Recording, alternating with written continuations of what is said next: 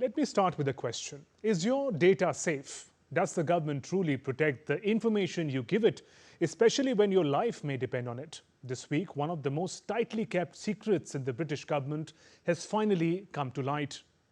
Now, a failure of security and thousands of lives quietly placed at risk. What happens when a single spreadsheet, one email becomes a death sentence?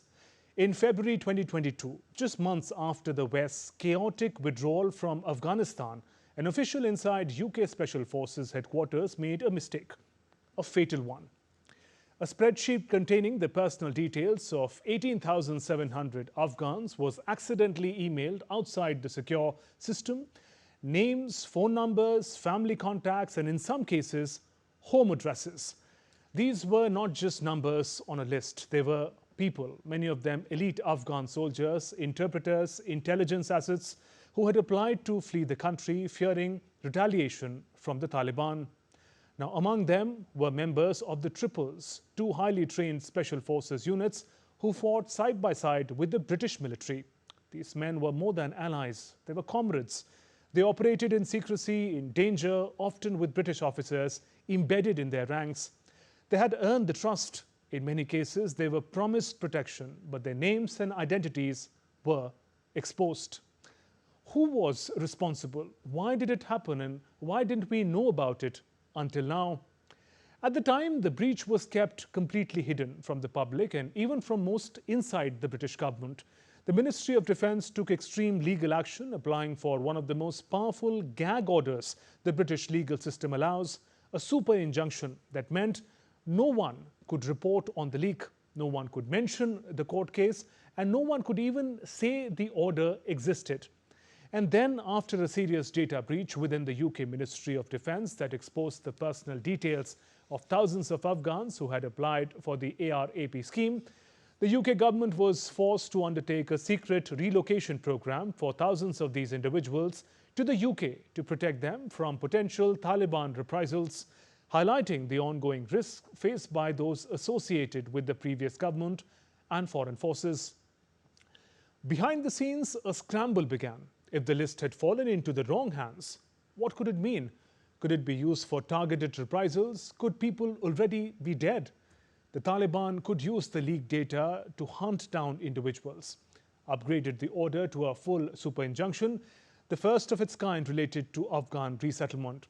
To this day, Ministry of Defence has refused to say whether anyone was harmed as a result of the breach, but the officials feared the worst. They launched a secret program called Afghanistan Response Route, or ARR, a new covert pathway designed to relocate people from the leaked list to the safety in Britain. But here's the catch.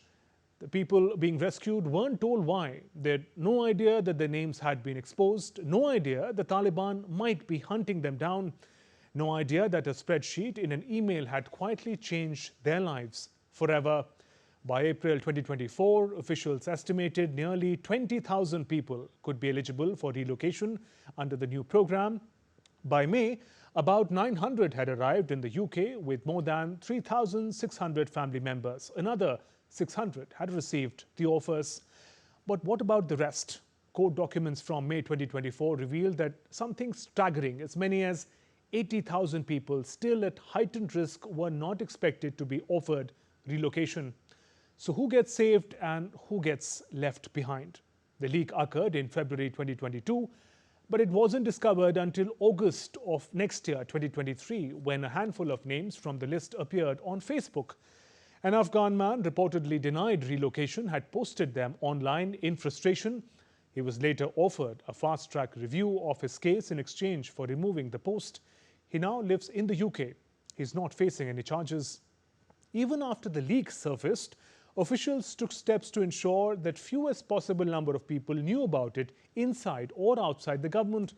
The then Shadow Defence Secretary John Healey was privately briefed by his Conservative counterpart in December 2023, but the wider Labour Shadow Cabinet wasn't told until the 2024 general elections. And the Parliament, it was kept in complete dark. How can elected officials hold the government accountable if they don't even know what happened? Now, the case public reaction has been swift and damning. Critics say this wasn't just a failure of data protection, it was a moral failure, a betrayal of men and women who risked everything on the promise that Britain would not forget them. In a review released earlier this year, retired civil servant Paul Rimmer downplayed the scope of the breach. He says Taliban already had access to large data sets and spreadsheet may not have spread as widely as initially feared. So far, the UK government has spent £400 million on this emergency relocation effort, expects to spend another £450 million, but estimates submitted to the High Court suggest the final cost could run into billions. In total, the UK has relocated around 36,000 Afghans since 2021, but the Afghanistan response route and the main ARAP resettlement program are both now closed. On July 15th, Defence Secretary John Healey confirmed that more than 16,000 people affected by the leak have arrived in the UK through various routes. Now, this official mistakenly believed that they were sending the names of 150 applicants.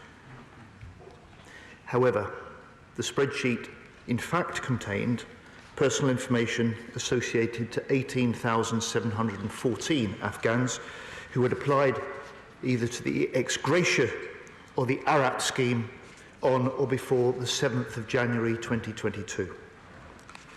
It contained names and contact details of applicants and, in some instances, information relating to applicants' family members. And in a small number of cases, Mr. Speaker, the names of members of Parliament, senior military officers and government officials were noted as supporting the application. This was a serious departmental error. But no one has been publicly held accountable. MOD official who sent the email is no longer in post but has faced no criminal investigation. What message does that send? When mistakes cost lives, should someone be responsible? And yet, how many still wait in the shadows? How many more stories remain buried in classified files, never to be told?